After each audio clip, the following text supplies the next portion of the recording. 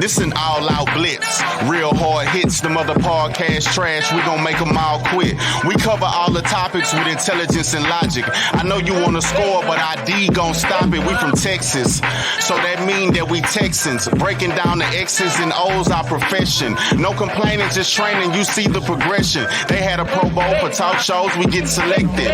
We gon' celebrate every win like a birthday. Ray J with the news, first with all the updates. Spin move on the competition, yeah, we juking them. You not really in touch if you not tuning in. This is Crenshaw, Briggs, and VT. We want the touchdown, we not trying to go for 3. And it's best if you get up out the street, cause them bulls out the pen and they about to stampede.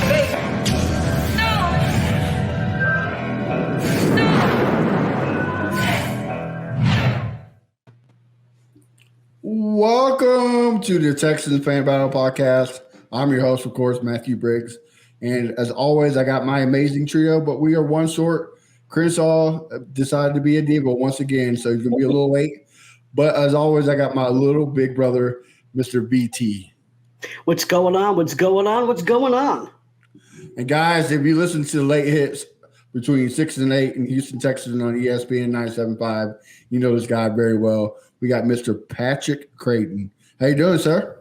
Doing well. Thanks for having me, fellas. As you can see, I'm still in the ESPN studio. Just ended late hits and now popping on with you guys. Looking to have some fun, man. Hey, man, we appreciate it. Thank you for taking your time from your busy schedule. You know, the visit with the little guys, you know. So, must appreciate it. Well, guys, let's jump into some NFL news real quick.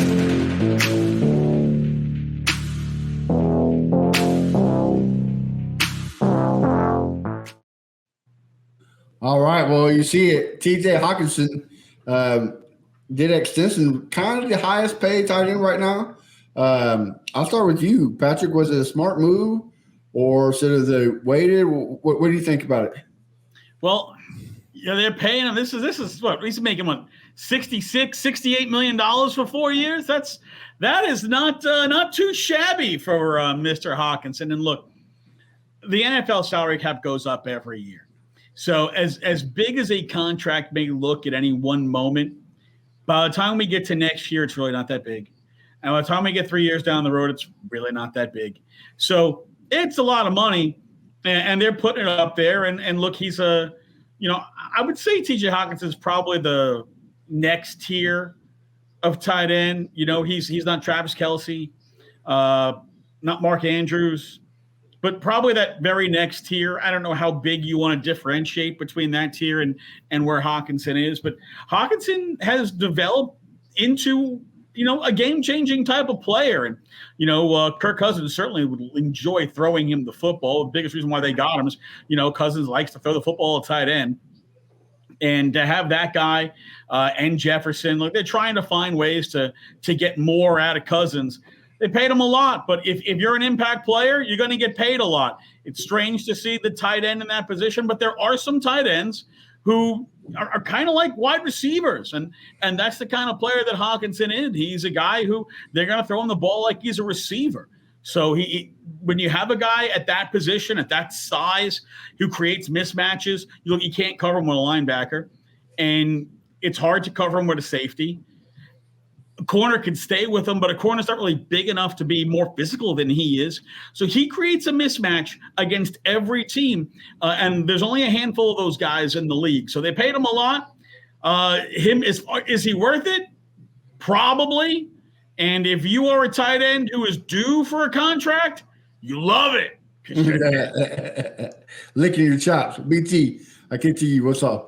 Well, I think, Patrick, when he mentioned that he's not Mark Andrews, and here's the thing, he's getting paid more than them. And Travis Kelce seems to be very underpaid. I think, obviously, it did behoove them to give him this contract. I think the interesting thing for Texans fans is how much is Dalton Schultz going to demand when we're ready to pay him next year? Because if he has a year that we're all projecting, which is, around 800 yards, say 7 or 8 TDs, potentially more, he could say, all right, you have to give me at least $12 million, right? Right now he's getting about 7. So at least 12 would be the bottom, and he could ask for 14. I very well think that he could get 14. And believe it or not, 14 is not all that much anymore. if Darren Walsh is getting 17, George Kittle's getting 15, where do you put Schultz in? Because if he goes to free agency, he could probably get more. So for Texas fans, I think that's what my takeaway is. But from everyone else, particularly Kansas City fans, Travis Kelce needs to get a raise.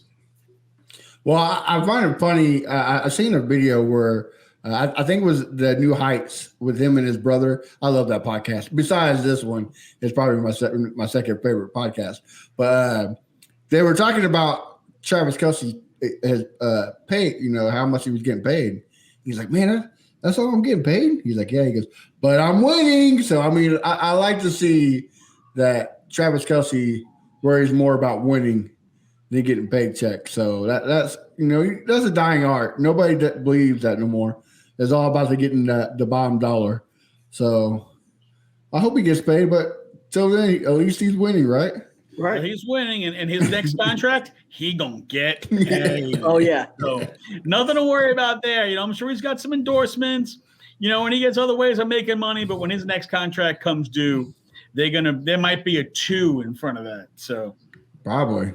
I mean, he's probably the best ever to play the game at tight end position. So we'll have to see it. Well, going down to Dallas, Trey Lance was kind of surprised everybody. Traded for a 4th-round draft pick. Patrick, I'll kick it off to you again. Did this shock you? I mean, a lot of people were saying that nobody wanted him, and all of a sudden, bam, Trey Lance to the Cowboys.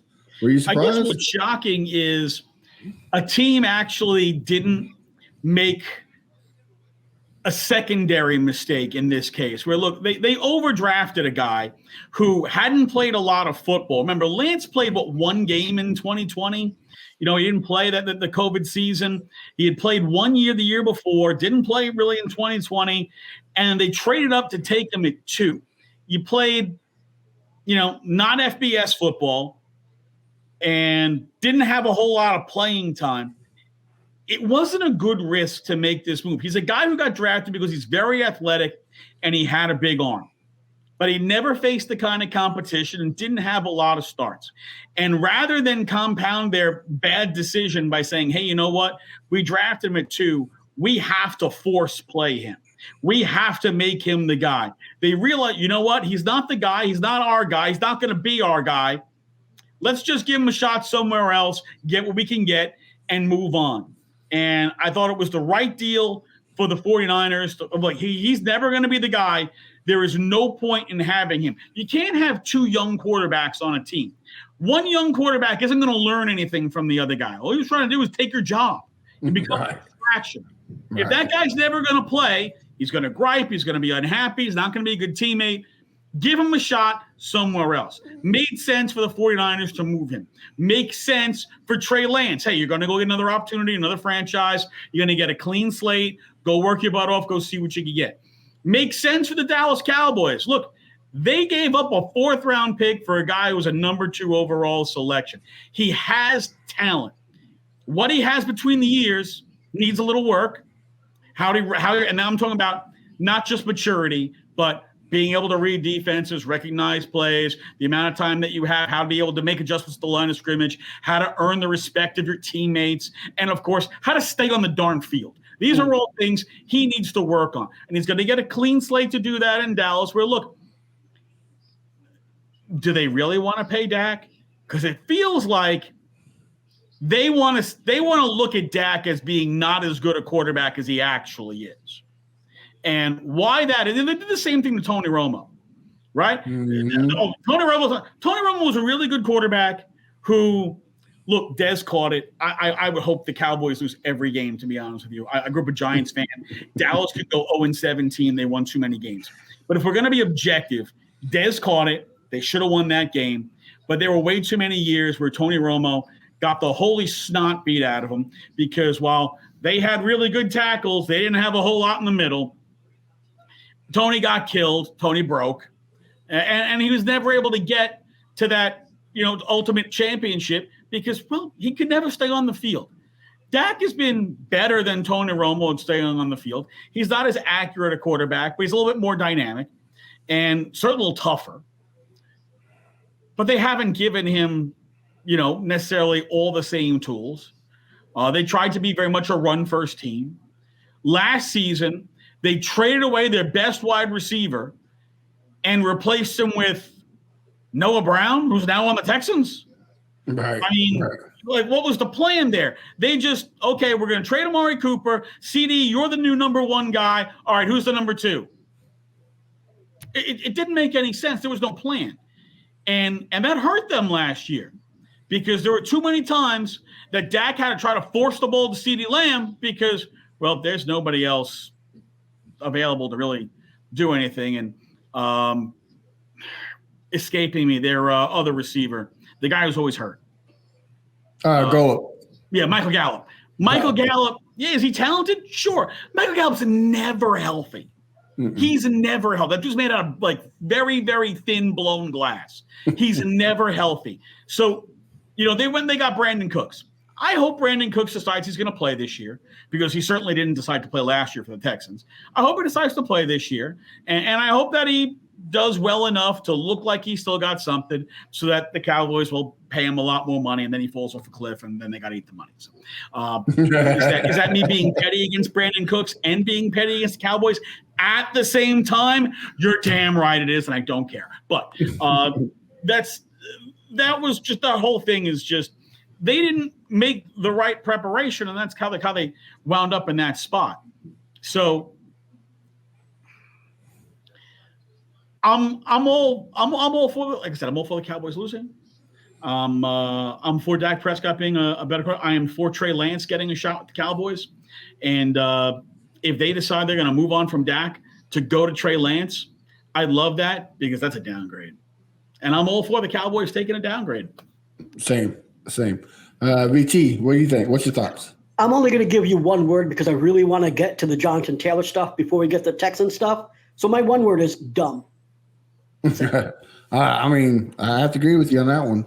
Well, BT, here it is. Jonathan Taylor is on the PUP list, not going to be traded after the whole, man, what a good time to be a Texans fan, right? Like all these years, we've been the laughing stock. Now it's the Colts. So great times.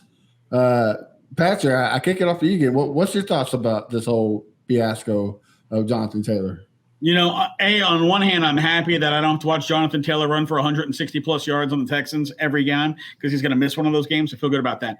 But what a disaster the Colts are, right? I mean, first, they look at Jonathan Taylor and they go, as good as you think you are, we're not going to pay you. You know why? Guys like you were a dime a dozen. Every year, there's 5 more guys that we can go pull out of the running back, or we can pull a guy off the waiver wire. We can pull a guy out of the 4th round, and they can run just as well as you. Then here come the Miami Dolphins. We'd like to trade him. Fine. We want Jalen Waddle plus. We can't just give him to you. The guy's amazing. He's a great running back. Then why won't you pay him? Like to Jonathan Taylor, they want to tell him he's a bum, but everybody on the team, they're like, oh, no, this guy is gold. You've got to pay us triple his value. It's the dumbest thing. And then to hear Ballard turn and go, well, you don't really need a young quarterback doesn't need a running game. And tell me you didn't laugh your ass off hearing that. A young quarterback doesn't need a running game. It's like, dude, I don't know. Maybe him and Irsay have been hanging out a little bit too much, and that nose candy's been flying like hell. Because every time I rewatch that video of him saying that, all I can think of is like, him and Jim Irsay driving around in a convertible, suitcase full of cash, and they're going to score. Because nothing about that made any sense. You had to be high to make that statement. Well, especially where he's like, I forget what was the question, but he's like, oh, well, we only won 4 games. That wasn't JT's fault that you only won 4 games. That's your fault, Chris Ballard. Like, you're at fault for that, not JT. JT was hurt last year. So how can he be the blame for 4 games? So that whole interview was nuts, crazy. VT, what about you? I know you have a lot to say about it. So So the first thing I want to say is that they could obviously afford to do it from a cap space perspective. They have the 6th most cap space in the league right now. They have $19 million. So this is not about cap space. The thing is also is that when the Dolphins and the Packers made offers. They made wild requests. They asked the Dolphins for a first-round pick and Waddle. That is pretty insane. So they had no intention of actually doing him right, which means he requested a trade. You said, okay, go find a partner. We'll try to hash this out. They obviously didn't want to. But now he said, screw you. I'm going to say I'm injured. And so now he's on PUP. He is out for 4 games. Now, here's the thing that is going on amongst the Colts community, because some Colts fans think he's not really injured, that he's quote unquote pretending, just like Jalen Ramsey did, and they're basically saying that that the Colts could, because the relationship is gone so far, that the Colts could literally start to find him, and now that relationship is dead. So the question is, what will happen? Well, I actually think they're going to try to trade him, but they think that they're going to get more value in late October. But I actually think they were probably getting pretty damn good value for the Dolphins, because they think they can win a Super Bowl right now. And so they were trying to give them the most that they can. So will they get more in October? We'll see, because we don't know what's actually going on with his injury history or his injury right now. If it turns out that he's more injured than he's letting on, he's going to get way less value, and that relationship seems like it's destroyed. The other thing to think about now for the Texans is, first of all, we don't have to face them. Jelani Woods is on IR too, so we don't have to face their best running back or their best tight end. That game should be a gimme. Like, even with the O-line issues that we have, that game should be a gimme. I'm projecting the Colts this year to be at 3-14. I feel sorry for Anthony Richards. If you guys watch That's Good Sports, a YouTube channel, Brendan Pena basically said that the Colts have treated their rookie quarterback the worst out of every other team. I mean, the Texans, the Titans, the Panthers, because they are not giving him anything to work with. And I think he's right. And so I honestly think the Colts, I actually like their draft, but I think they're doing such a shit job with AR that we already knew he was a boomer bust type of guy. We may now be pushing on the bust scale right now, because you know what happens in the first year if you get beat really, really, really hard and you're a rookie quarterback, that you could potentially not come back from that when you really have nothing. So I think the Colts are making a huge mistake. They're trying to prove a point by not paying Jonathan Taylor, and it's only screwing AR out of development. And Colts fans are delusional, saying this doesn't matter, but it matters. Oh, yeah, it matters big time. Chris, about time you show up, man. Always late to the party. Patrick sent us in a private chat. Good thing you showed up. Now at least we have one good-looking man on the screen. Actually broke my screen, so I don't know about that. But Chris, what do you think about the whole situation? It's a crazy situation. To be honest, I'm just glad that it's not us in the news. You know, right. I'll be happy when he's gone, because he has really, not quite Derrick Henry us, but almost Derrick Henry us every time we play him. But I think they should pay him, though. I mean, good running backs are hard to find. Just like Patrick said, if you don't think he's all that, then, why does teams want to give up so much for him and everything? I don't know what's going on with Ballard over there. And like VT said, I think AR is really, really, really going to get the David Carr syndrome this year. He's going to be really, really bad, and he might not come back. And I'm okay with it. I'm happy. I'm ecstatic. So that's my quick take on that right there. All right. Well, Patrick, do you have anything to add after hearing what we had to say before we jump to the Texans? I get the idea of the Colts looking at Anthony Richardson, who, I mean, look, he's built different than other quarterbacks, right? I mean, right. There's a linebacker playing quarterback. Right. And maybe they look at him and they say, well, a lot of the carries, especially in the red zone and the goal line, those are now going to go to Anthony Richardson, right? Like they'll just use him instead of Jonathan Taylor. They'll play some 11-on-11 football. I mean, you've got the guy, coaching there who basically, turned Jalen Hurts into a superstar with that push play. How many times do you think they run the push play in Indianapolis this year? Like every damn time they can. I think that you're going to see a lot of that. And Richardson's probably going to have a ton of carries if he can stay healthy for the year. I think Richardson will wind up breaking 1,000 yards probably easier than anybody else ever had from the quarterback position, because I think they got to run him 10, 12 times a game, minimum. They got to run him a lot. Kind of like they did in Chicago with Justin Fields. He's not a great pocket passer. He's got a big arm, and he can throw it hard. But does he have a touch? We don't really know. Right. Can he drop it in the bucket? We don't really know. I know we can throw it through a brick wall, but that's not always a throw that you need to make. And sometimes, look, the most important thing for any quarterback in the NFL, even still, is accuracy in the pocket. And that's like the biggest weakness in his game is accuracy in the pocket. I don't think Indy's going to win a lot of games, but I think AR is going to be an exciting player to watch. And he's probably going to be a really nice guy to have as your QB2 in your fantasy league. But I don't think he's going to win a whole lot of games this year. And if they're smart, which, look, we're really not sure if the Colts are smart. You think about Cam Newton and how big he was and what an incredible athlete he was. And look, we watched his career get cut short from all the dirty shots to the head that he took, all the gratuitous hits that he took. And, officials were just like, you're 250 pounds, you can take it. If you let Anthony Richardson take all those shots the way that Cam Newton took all those shots, the way that Andrew Luck took all those shots, he's not going to be your 10-year quarterback. He won't be in the league that long. And that'll be a shame because I think he's got a ton of talent. I'd like to see if he could put it all together before he winds up getting broken into a million pieces. Same. I do like him so. I just want to add, and I won't take too long here, but think about this is the problem. I discussed this in one of the after shows, but the Colts could very well do so bad that they get Marvin Harrison Jr., and then that's a threat that I'm scared of because they don't have to keep Richardson around forever, right? They have Marvin Harrison Jr. They can get rid of him after 2-3 years and get another quarterback because they have the god at wide receivers. So that does worry me, but I do think that they'll have a pretty crappy season. I can't see them winning more than 3-4 games, really, with the way that they're set up right now, the management and all this other crap. Like, it would be unbelievable to me if they win anything more than 3 or 4 games. Don't worry, VT. Marvin Harrison Jr. is going to be the new target for Kyler Murray in Arizona. All right. I love it. All right, guys. Well, let's jump to why we're here. Some Texans. But is that going to be our pick or Arizona pick, though? That would be their pick. I think Arizona is going to finish dead last. They're going to have the number 1 pick because they're already in tank mode. I don't even think Kyler Murray is going to play this year. I think by the time Kyler is ready to play, they're going to have a 0 in the win column. He's going to say, you know what? I'll see you in September. Right. I don't think they are in such tank mode. Who's their starting quarterback? Josh Dobbs? You can't tell me Josh Dobbs is starting quarterback and you think you're going to win 1 game.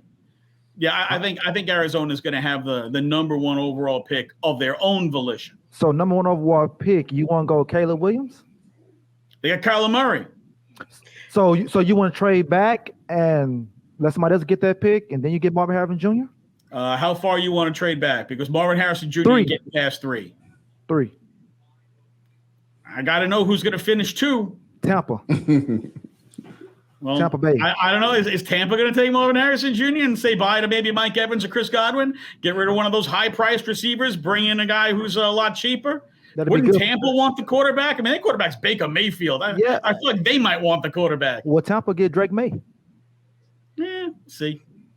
I think Tampa's going to stink this year too, by the way. I do think Tampa's going to stink, but I think that the question remains they could go vet and get Marvin Harrison Jr., whereas Arizona really has to be secure that they don't have to actually that Tampa won't take Marvin Harrison Jr. I actually think it would be smart for Arizona to take Marvin Harrison Jr. and then trade, for example, if we do, I don't think we are going to do bad, but I'm thinking like they are. If they think that we're going to do bad, trade that one down.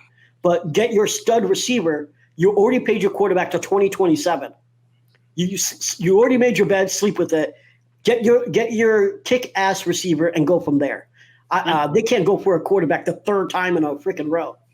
I think, I'm not against what VT is saying here because, like I said, they're committed to Kyler Murray. They've committed a ton of money to him. So the only way you trade out of that pick is if somebody, gives you, like a Rams thing. I'll give you this year's one, next year's one, the following year's one, a couple of 2s. Like, is somebody going to just pay stupid, crazy money? But I'll also say this just for S&Gs, right?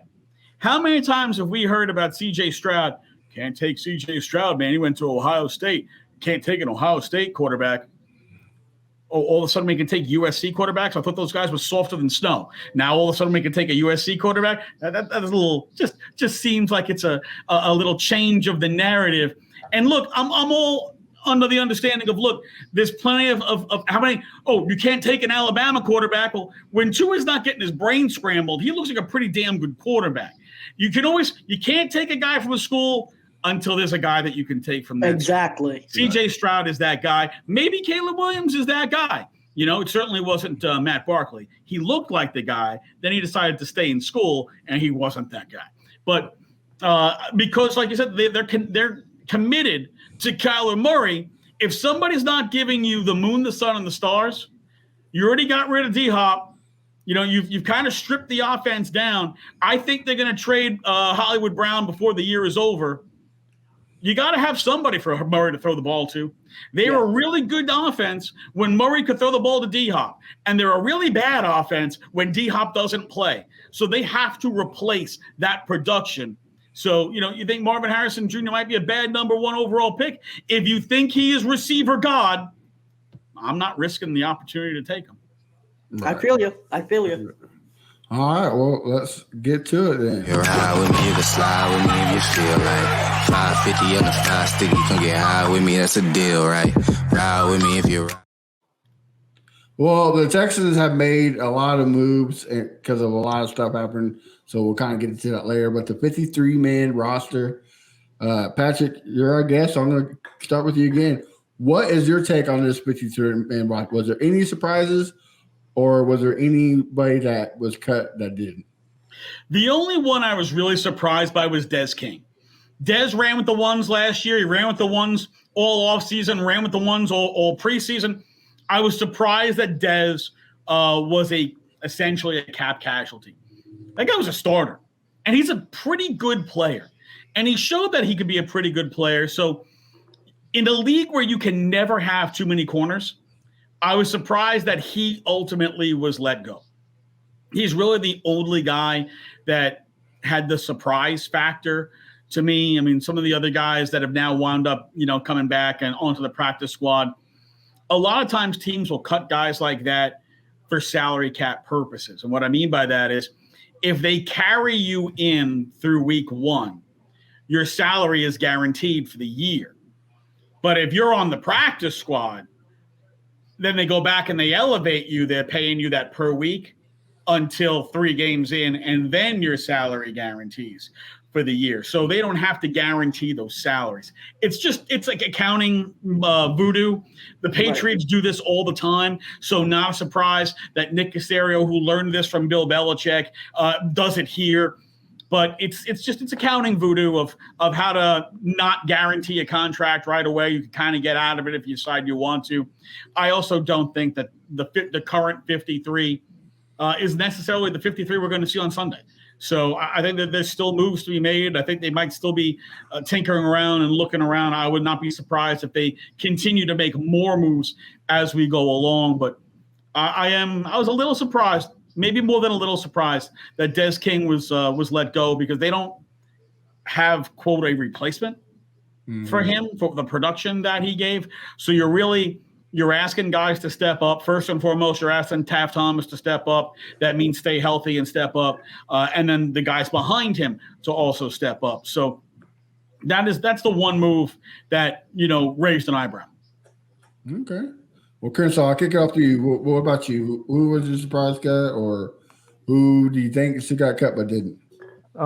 Same. Des King. I mean, the guy was at the press conference with D'Amico. I thought he was a D'Amico guy. They must have asked him to take a pay cut, and he said, "Nah, I don't want to take no pay cut." That's the only thing I could think of. I wish they would have kept him. I mean, Thomas could have left and could have kept Des King. So that's my surprise cut right there, man. I mean, really, really surprise cut because I was surprised when we first got the guy. Yeah. So I'm double surprised. All right, VT. So I was surprised with Desmond King, obviously, too. The one thing that I don't understand, and I don't think it's because he wouldn't take a pay cut. The first time that he stayed here for his second contract, he actually took a pay cut just so he could stay here. So I don't know if it's because he did get burned a few times in camp. And then obviously in the preseason game, he got burned in Miami, but that was against like Tyreek Hill. But he did get burned in camp. And I don't know if he's just getting a little bit older and they saw that he can't compete as well as some of these younger guys. We know that, Shaq Griffin had made some plays. He was not doing great in camp in the beginning, but he did make some plays in preseason. I will say, though, that wasn't the only surprise cut for me. Jacob Martin, who I thought was going to make the team as a rotational guy, they tried to send him back to the practice squad. The Colts ended up grabbing him. He was surprising as well. Michael Dieter. Now, we're going to talk about injuries and stuff in a moment, but Michael Dieter, considering we know what happened with Kenyon Green and we know we have a problem at left guard, we saw Dieter play well at left guard. We know that he could potentially be kind of a swing guy, being guard or center too. Plus he can play special teams. So it was weird that they cut him. Now he is on special teams now. He's on the practice squad now, but they haven't brought him back, which I think is weird. We'll talk about that in a moment, but I do think that is interesting in terms of cuts. In terms of who stayed, Brevin Jordan, what?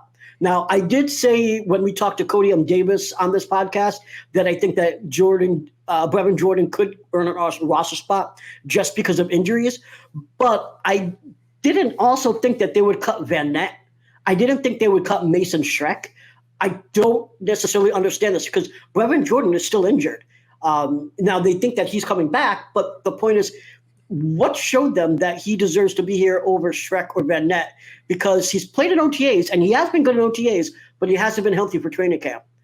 Don't get that at all. I know they've seen him in previous years, but he was a healthy scratch last year for multiple games and he was injured.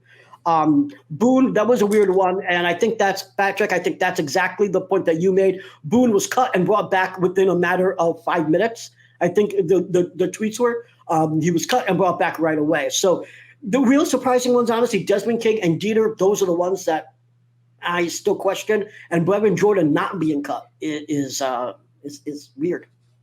I can see both sides why Kurtzky is a surprise cut and why he's not. I mean, he did get burnt a lot in coverage, and he's older, but you have nothing but young one rookies and sophomore guys at the linebacker position.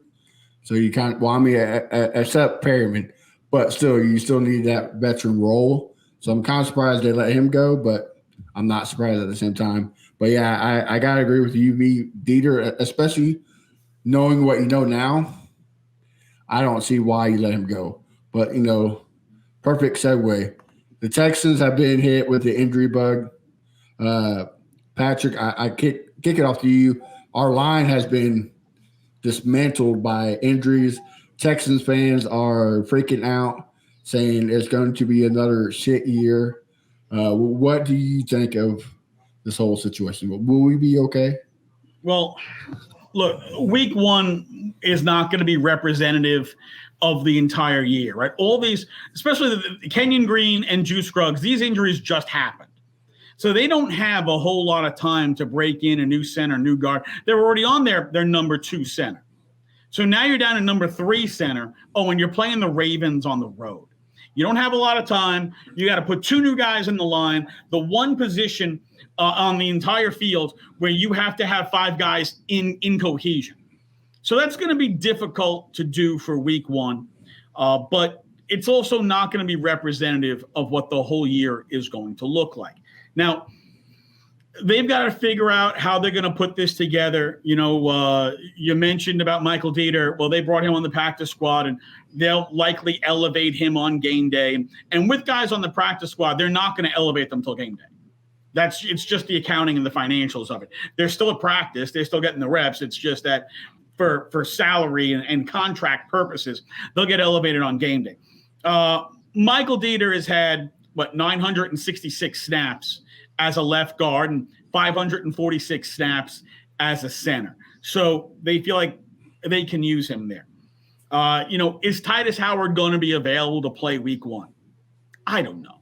I don't think they know yet, to be honest. That's probably something we'll find out like Wednesday of next week, is whether or not it's likely that Titus Howard is going to play. Are you going to play Howard at right tackle, which is right now his best position? Or are you going to move him to left guard because you have George Fant, who is a quality tackle on your team and can play right tackle? Do you consider the line with Howard at left guard and Fant at right tackle to be a better option than Dieter at left guard and Howard at right tackle. Maybe. As far as center is concerned, that's a totally different issue because you got your rookie quarterback now using his third different center in 5 weeks. That's nothing good about that. Now, Jimmy Morrissey, who's also back on the practice squad, he's been with the Texans for the last 2 years. He's been a guy who's been on the practice squad. They've elevated him for games. He's played some center with them, 259 snaps, but all with the Texans over the last 2 years. I think Jimmy Morrissey is a guy who could wind up playing some center for them because he's done so the last 2 seasons. And as a guy who's not unfamiliar with all the guys around him. It also, on their line, you've got 3 guys who are really good. Laramie Tunsil is a great left tackle. Titus Howard is a very underrated, really good right tackle. And Shaq Mason is a damn good guard. You have 3 Pro Bowl level players on your offensive line and Tunsil, who's an all-pro level player. You know, the other 2 guys don't have to be Pro Bowlers. They just can't stink. They can't be turnstiles. They got to be serviceable, right? When Kenyon Green was trying to play through his shoulder injury last year, he was a turnstile. Now it turns out he's got a shoulder injury that they've known about since May but didn't do anything about. That's a whole different conversation we can have about Nick Caserio and WTF was going on there. But I think the decisions that we're going to see them look to make is, are they going to move Howard inside and have Fant at right tackle? Is Dieter going to play left guard? Is Jimmy Morrissey going to play center? Is Kendrick Green going to play center? Kendrick Green, who they got from the Steelers, he played his rookie season, was inactive all of last year. He wasn't a good fit in the scheme they ran in Pittsburgh. Lance Zierlein seems to think he will be a much better fit in the outside zone scheme that they will run in Houston this year versus the power scheme they ran in Pittsburgh. He thinks is a better fit there. I will tell you, when it comes to scouting offensive linemen, if Lance says it, I'll take it as gospel. Certainly knows more than I do about that. So that at least makes me feel good they didn't get a guy who's a total bum. Right? They got a guy that they think will actually fit in their system. So could Kendrick Green play center? Could Jimmy Morrissey play center? They have answers in-house. We just don't know how they're going to set them up yet. Also, Josh Jones, I think, was a very underrated pickup. A former Houston Cougar, got him from Arizona. He can play everywhere, tackle, guard, center. So if Fant can't do it, I agree with you. You put Josh Jones there in guard, or you put him at tackle and put Howard at guard. I'm like, you can use that. He's like a Swiss Army knife for the line as well. So I think they feel Jones is a better tackle than guard. But yeah, George Fant's a good player, but he's also had a lot of injuries. Mm-hmm. So if George Fant, for whatever reason, is unable to go, or you got to sub him out, can you play Josh Jones at that spot? Well, Josh Jones has had a pretty good amount of experience at left tackle for a young player, some experience at right tackle, some experience at right guard. You don't need him to play right guard. You got Shaq Mason there. But if he can play right tackle because Fant can't, and that allows you to kick Howard inside if you need to do that, it's another option for them to have. So he does give them another layer of versatility as a guy who could be the swing tackle if Fant has to be a starter. I mean, you're right. A lot of answers. We just got to figure out what the right one is. BT, I'll kick off to you first because I know you got a lot to say. Yeah. I'll start off with the good and then I'll go to the crazy. So the good thing is we made some pickups recently that are good, like Kendrick Green. I do like that pick, or that signing. Nick Broker, he was the second most sought after person on the waiver wire. The Cardinals, the Titans, and the Giants wanted him. So, we are going after dudes that other players want. There was some discussion in the, on Texans Twitter about is Nick just going after dudes that no one else wants? So on that part, I'm good. Patrick, you brought this up, and this is something that I've been talking about all day, bothering me at work. I can't even concentrate. Why the fuck would you wait when you know what's going on in May? You wait 4+ months to make a move? Now, I understand that you know this in May. So this didn't convince you in the draft decision. So you picked up Peterson as a backup. That didn't influence your decisions that you knew this in May. Now you know in May, and you don't make any other moves that could back up Kenyon Green. You wait until fucking September. What is Nick Caserio doing, and why is he getting $6 million a year? I mean, the things that I have a problem with is not simply the injuries, right? My issue is that this is a problem that's been going on now for 3 years. Let's forgive his first year because, okay, it's his first time. Bill O'Brien screwed everything up. Jack Easterby screwed everything up. Yada yada yada. Forgive. But last year we saw Justin Britt at camp, and he was horrendous. And the only thing that Nick did was, let's sign Scott Quessenberry as a backup and use that guy. And Scott Quessenberry was the worst O-lineman in the league last year, ranked the worst. What did he do this year? Sign him back to the squad. Yes, let's sign the worst lineman in the squad when you predict that you are going to get a rookie quarterback. What?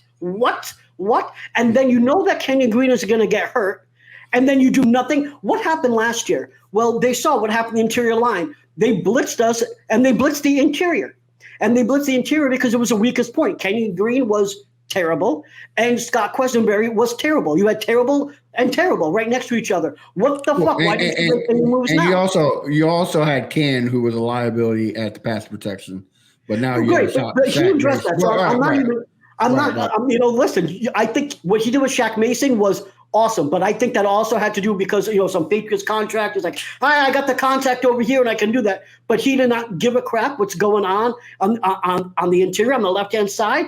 So I do have to say, this is on Caserio. This is not just saying, you can't blame someone because injuries happen. No, you plan for this. This is football. This is where, and you are giving notice. And injuries happen, you're like, oh shit, I got to make something happen now. But you were given 4+ months and you did nothing. This is definitely on Caserio, and someone has to address that. There is no way that he should be able to just say, I thought we had it with Kenyon Green, knowing that he did it. So, yes, I'm very angry about that.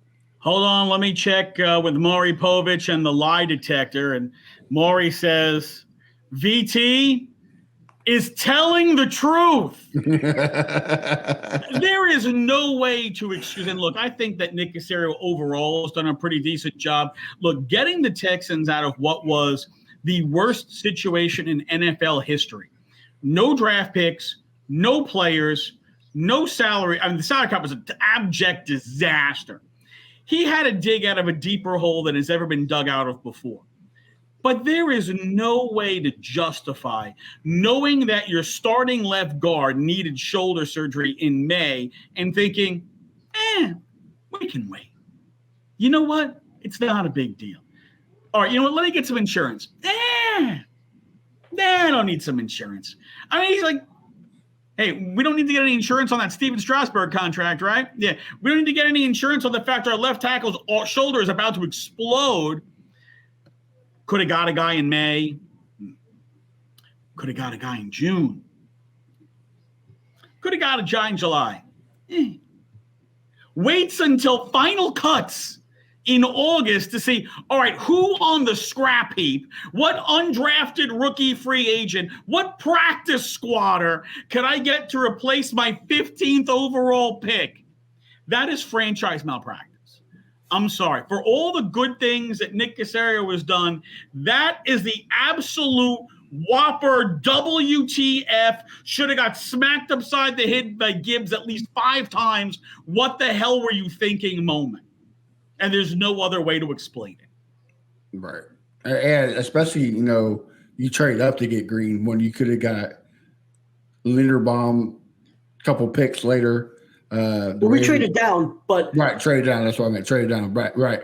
But I mean, yeah, it seems like he's dropping the ball pretty quickly. I have to agree with BT and Patrick on this one. Crenshaw, bro, speak to me. I hope we got the spicy Cheetos. It's really nothing to say. All I can say is, do y'all prefer Titus on the left side or the right side? Because he keep playing ring around the rosy, and Patrick, just give me your overall perspective on Nick. Give me a grade out of 100 you think he's done so far. I know you just explained what he did, what he had to overcome. Because it's a lot of people that really think he's done a great job. And I'm not one of those people, so I want to hear from your perspective on Nick Caserio. I think what he did to fix the salary cap was one of the best jobs that anybody's ever done with the salary cap. The Texans salary cap was an abject disaster. And there's no quick fix to when you got a guy handing out, big contracts like candy to all these guys who basically can't play. You had to figure that out. You didn't have any draft picks, right? So you had to navigate not having picks, not having any players, not having any cap. I think he's done a good job on that. I think what he did with Deshaun Watson was about as good a deal as they could have done. You went through, he showed a lot of patience. He did not let the situation overwhelm him. He did not let Watson nor his agent, and I happen to have a lot of respect for his agent because I think David Mulligala is the best in the business. But his job in that particular case was to force the Texans to give his client what he wanted. And he didn't capitulate to that. He waited till it was done on his terms, and he got a ton of draft capital that they desperately needed and didn't have previously for a player that they couldn't keep. He didn't want to be here, and then he became more toxic than they could ever possibly have. And he got 3 1s. That's a hell of a job for a toxic player. You got 3 1s. I think he did a great job on that. I think he's done a nice job by getting veteran players who are quality players on short-term deals. Getting Jerry Hughes last year, that was a good deal. Getting Denzel Perryman was a good deal. Jimmy Ward, that was a good deal. Sheldon Rankins, that's a great deal. He has done some things that are very good. But this one's a whopper in the other direction. I would tell you that I think I would grade him between a B and a B minus. Because I think overwhelmingly he's done more positive than negative, but sometimes the negatives are head scratchers that there's just no way to explain what the hell was going on there. And I think that's kind of this Kenyon Green issue here is there's no way any of this made a lick of sense. So why did a guy generally regarded as the smartest guy in the room all the time put his head straight up his butt on this one? So I think that somewhere between a B and a B minus is probably fair. Overall, good job. Occasionally, WTF. Okay. I think you're being overly generous, honestly, in my opinion. I mean, I agree with you on the Deshaun Watson stuff. I think that the reports were saying that Jack Easterby and Cal wanted him to give up Watson for pennies on the dollar. This was before the grand jury decided not to indict, and they wanted to just get rid of Watson, get rid of the bad PR, and just get rid of him for about a first-round pick. And apparently that was supposed to go to the Dolphins if they would have taken him for just that, and it wasn't 3 first-round picks. Nick Caserio held his own and said, I want to get what I want to get, and they let him do it. You got 3 first-round picks and more. Props to him. I think that was the best thing he's done since he has been GM here. However, I have to disagree with you on the cap space stuff because of the $75 million that was in dead cap, $25 million was of his own doing.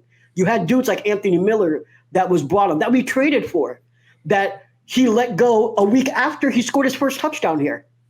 So I mean, he has made some questionable decisions of adding dudes and getting rid of them right away, which sometimes actually doesn't sound bad, right? You're not holding on to your mistakes, but 25 of that 75 million dead cap was his fault.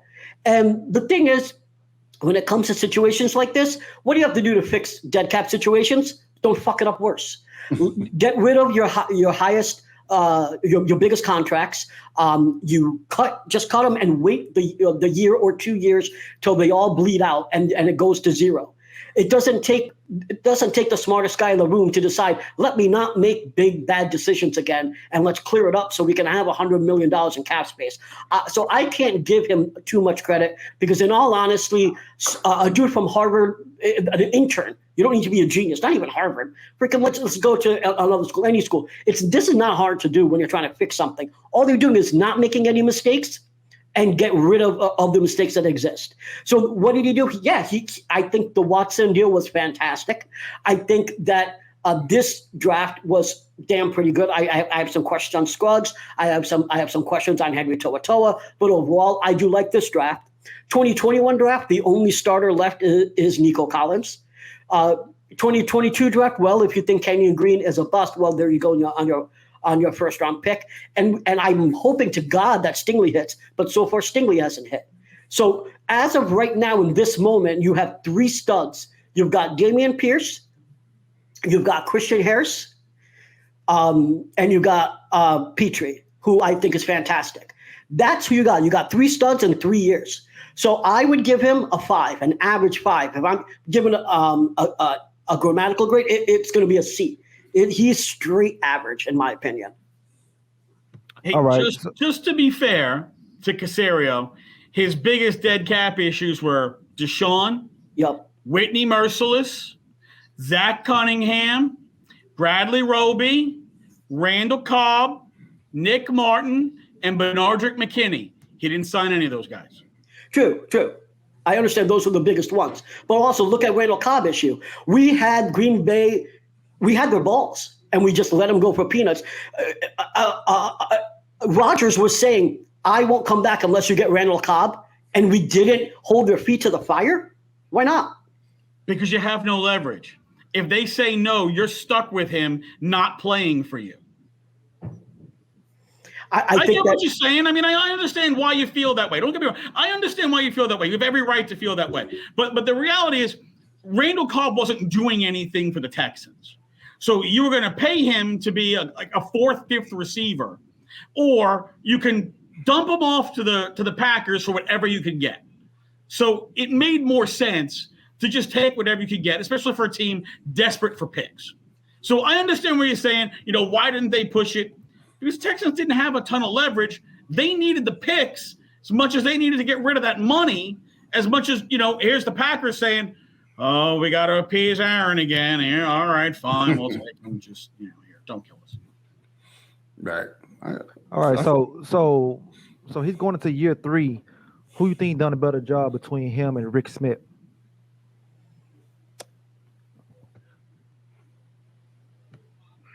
Rick is an interesting case because Rick almost always hit every first-round pick. But after that, and part of that wasn't necessarily his fault because the Texans had a messed up dynamic where they pretty much allowed certain coordinators to, quote, make picks. Sam Montgomery was not picked by Rick Smith, if you know what I mean. But it was Rick Smith who made the decision, basically unilaterally, to pull the trigger on Deshaun Watson. The room that day was a bunch of guys going, Here's Rick saying, hey, we can pull a deal on to get Deshaun Watson. Yay or nay? And everybody looking at him like he's got 5 heads and not saying a damn word. And he said, you know what? Screw you guys. I'm doing it. And he did. And for the first time, Rick finally asserted himself as, this is my team. Kubiak's not here to tell me what to do. Wade Phillips isn't here to tell me what to do. I'm not listening to Bill O'Brien. Everything he tells me to do with the draft is stupid anyway. He finally said, I'm going to make it my team. And he did. And it was the best thing he ever did. And it was out of the franchise at the end of the year. And if we listened to I forget who it was, other than Wade Phillips, we wouldn't have J.J. Watt. Wade Phillips and Rick Smith are the only ones that wanted J.J. Watt here. And even our own fan base booed the pick. So if it wasn't for Rick Smith, we wouldn't have the legend that is known as J.J. Watt. So wouldn't have had J.J., wouldn't have had Watson. Or Aaron Paul. I'll tell you one thing about Rick Smith, too, is dude could pick up some undrafted free agents like they got AJ Boye, Arian Foster. Like, he knew how to pick them. So, again, without Rick Smith, we wouldn't have the greatest Texan running back. So, I would have to go Rick Smith at this point. But I don't think Rick was great, but I think he's better than most people gave him credit for. Same. And I think that because of the organizational setup, he didn't have the type of authority a GM would normally have until he finally seized it. But by the time he seized it, like I said, he was out of the organization at the end of that year. And look, I get it. He chose his wife over the team. I would make that decision. I don't blame any man for making that decision. But I am surprised he hasn't gotten back into the league yet. Same. I thought it was good. Some of the contracts, and like you said, the only rounds he really hit was the first round. Other than that, he didn't. It was a big miss most of the time. So we're not even hitting the first round right now, bro. I mean, I get it. So, well, guys, anything to ask Mr. Creighton before we leave? Before we cut it? Yeah. Can I ask you something? I don't know if you may or may not, because I had to look some of these dudes up. But all right, so we're talking about Broker. I did some research on him. He did look like he did great in Ole Miss, but he was a 7th round pick. What are the chances this dude can actually help us with the line over here? He played 1,016 snaps. He gave up 6 QB hits, 13 hurries, but did not give up any sacks. In preseason, he played 50 offensive snaps. He gave up just 1 pressure. Is this guy a diamond in the rough, or is he nobody? I think anybody who plays in the SEC West and doesn't give up a sack, probably pretty good. Like you, I'm surprised he was a 7th round pick. Like I said, if you can play really well in the SEC, I think that should trump playing really well like the Ohio Valley Conference or in the Sun Belt or wherever. No. But I think he's a guy probably needs to refine some technique a little bit, probably needs to get a little bit stronger. But I think there's a chance that he is a diamond in the rough type player. I think they will probably try to bring him along slow. I think he's a guy they'll work on the practice squad. They will try to build him up, and he won't be a guy that you'll see play week 1. I think he's more a guy you might see play later on in the year as they deal with other injuries and stuff. But I think that there's a chance that he could wind up being the diamond in the rough type player, a guy who they basically pick up for nothing and becomes a decent lineman. Okay. Mm-hmm. Kershaw, you look like you had something to say. No? No, I have nothing to say. Well, just one thing. Patrick, what was your most famous interview that you ever had? Whether it's here, Atlanta, New York, what's your most famous interview you ever had? Well, I don't know what's the most famous interview I ever had, but the best, most fun interview I ever had was with George Clinton. I was working at a different station. You guys might know it as the Texans flagship. And while doing the show one day, all of a sudden, I saw George Clinton walking down the hallway. And I looked at Nate and I was like, I'll be back. And I walked outside, and sure enough, there's Nate's sister who reps George Clinton. And George Clinton, who was doing an interview with one of the sister stations, and I just said, hey, George, we want to come on with me for 15 minutes? And he was like, yeah, man, no problem. That was the most fun, like no prep, just get in here, sit down, let's talk. That was a really fun interview. George Clinton is a legend. And to be able to have a guy like that, totally like unscripted, unprepared, he just happened to be in the building. Yeah, sure, I'll give you an interview. That was cool as hell. And I really appreciated him taking the time for that interview. Another interview that I did when I was in Atlanta, I got to interview Bart Starr. Oh, wow. Bart Starr is a man's man, right? He's not one of these like flamboyant mouth runners, but from the second you see him, he just commands respect. And on top of the fact, maybe greatest quarterback of his generation, he spoke of the game with a reverence and could explain everything, no matter how complicated, in very relatable terms.